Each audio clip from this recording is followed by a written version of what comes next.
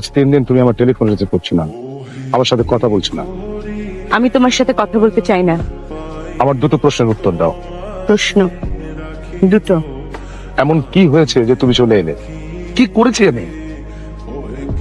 হাত ছাড়ো, লাগছে। আগে আমার প্রশ্নের জবাব দাও। আমি তোমার কোনো প্রশ্নের জবাবই দেব না। তাহলে ফিরে চলো। এক ছাদের নিচে তোমার সাথে আর থাকতে চাই না। সেটা চিঠিতে লিখেছো। ওটাই আমার ফাইনাল ডিসিশন।